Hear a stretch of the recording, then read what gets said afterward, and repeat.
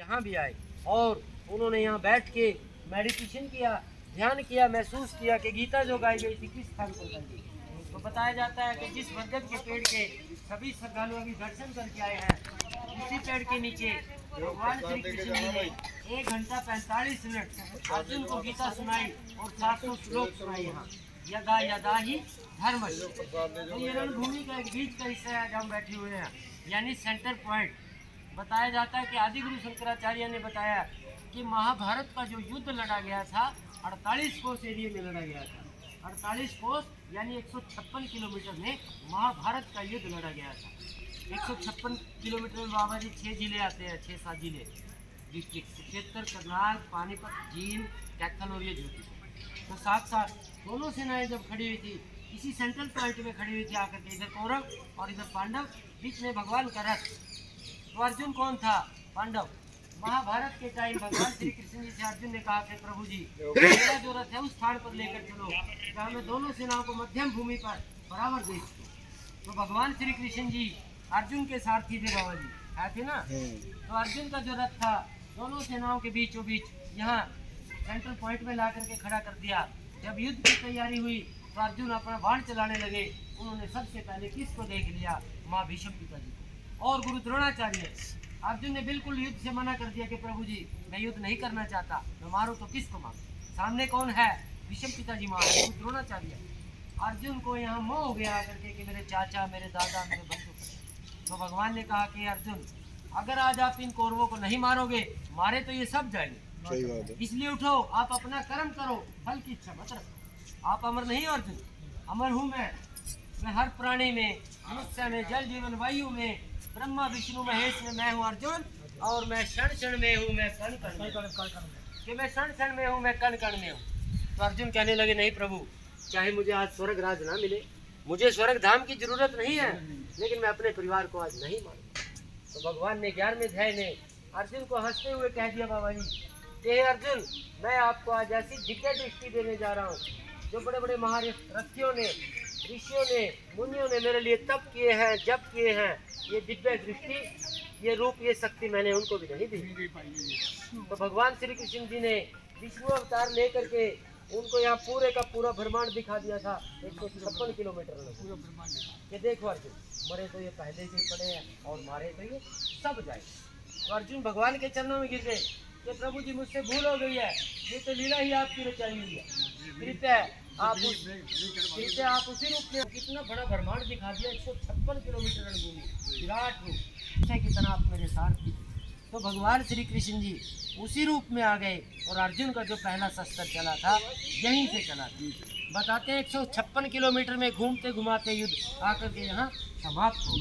तो बड़े दूर दरार से, क्या बताऊँ, बड़े दूर दरार से श्रद्धालु आते हैं, हमें पूछते आकर के कि वो लाल मिट्टी, सुनिए बाबा, कि वो लाल मिट्टी तो बताइए कि कहाँ गई?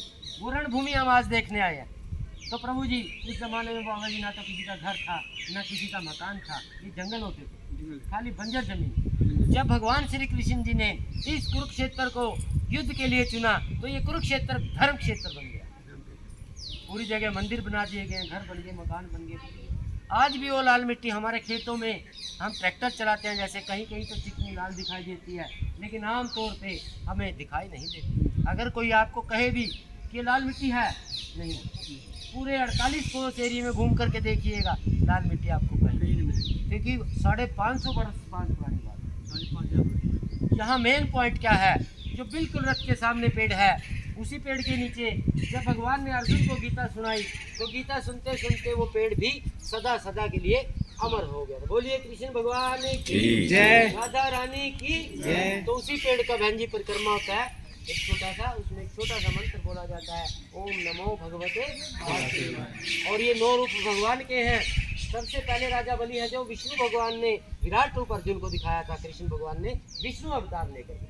सबसे पहले राजा बलि हैं, नरसिंह जी हैं, गणेश जी हैं, शंकर भगवान हैं, विष्णु जी हैं, ब्रह्मा जी हैं, जो घोड़े वाला मुंह हैग्रीव है, हनुमान जी है और परशुराम जी है। बताते हैं कि बाबा जी ये 10वां अवतार माना गया है, वो कल्कि के रूप में भी माना गया है। कल्कि का रूप वो शेषनाग के रूप में भी माना गया, जो 10वां अवतार आने वाला है। तो आप उसका भी एक प्रदक्षिणा कर सकते हैं, उसमें भी यही मंत्र बोला जाता है, ओम नमो भगवते वासुदेव। तो ये यहाँ की जानकारी है। जिन्होंने कथा सुनी है, इस सेवक को अपने मन से, निष्ठा, श्रद्धा से जो भी सेवा देना चाहते हैं, जिन्होंने कथा सुनी है, आपका यात्रा मंगलम और सफल हो। बोलिए कृष्ण भगवान की जय, राधा रानी की जय। सभी की यात्रा मंगलम और सफल हो।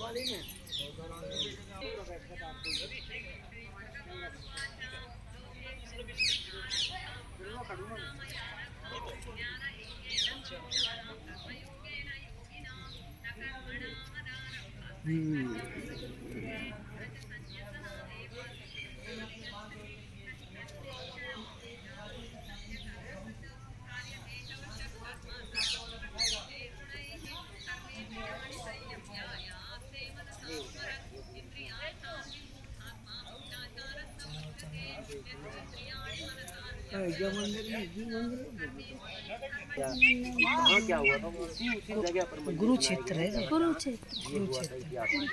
राजीव जो है वो पेड़ कुरुक्षेत्र में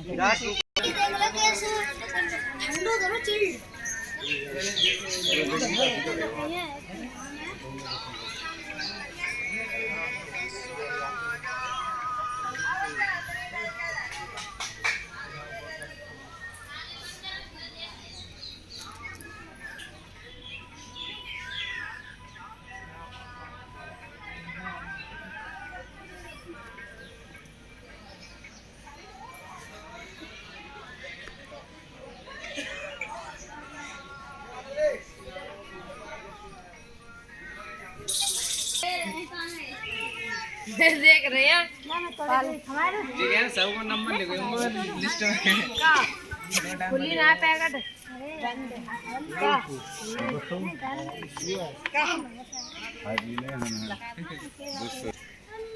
चले